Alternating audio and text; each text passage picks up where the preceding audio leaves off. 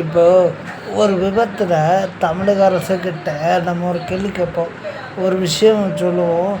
ஒரு விபத்தில் ஒருத்தன் இறக்குறான்னா, அவன் குடும்பத்தில் ஒருத்தருக்கு அரசு வேலை கேட்போம்.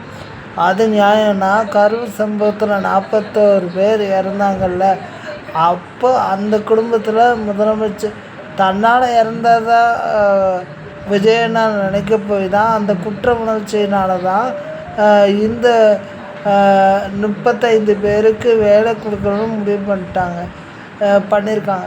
ஒரு படத்தில் சொல்லுவாங்க, நல்லது சொல்லி பேர் வாங்குபவர்களை விட குற்றம் கண்டுபிடித்தே பேர் வாங்குபவர்கள் அதிகம் இந்த நாட்டில் அப்படிம்பாங்க.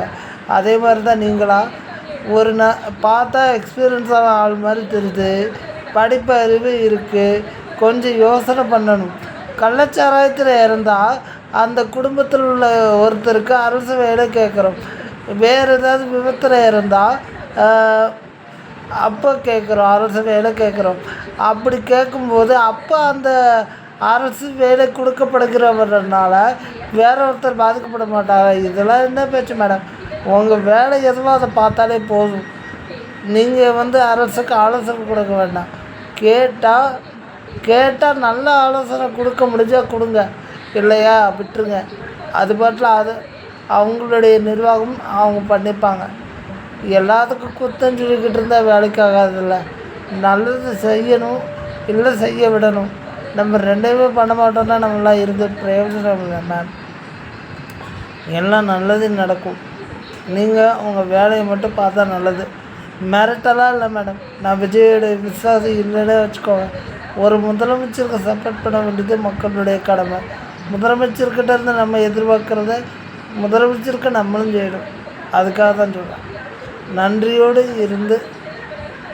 நன்றியோடு இருந்தால் நன்மையை பெற முடியும்.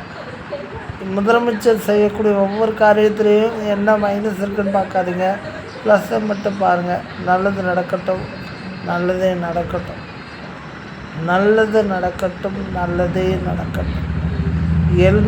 எண்ணம் போல் வாழ்வு.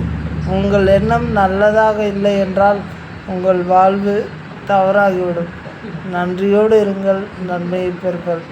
என்றுமே அடுத்தவர்களுடைய நன்மையை நீங்கள் தட்டி பறிக்கும் ஒரு நபராக இருக்காதீர்கள். அது உங்களுக்கும் நல்லதல்ல, சமூகத்துக்கும் நல்லதல்ல, நாட்டிற்கும் நல்லதல்ல. நன்றியோடு ஐயம்பெருமான். வாழ்க வளமுடன்.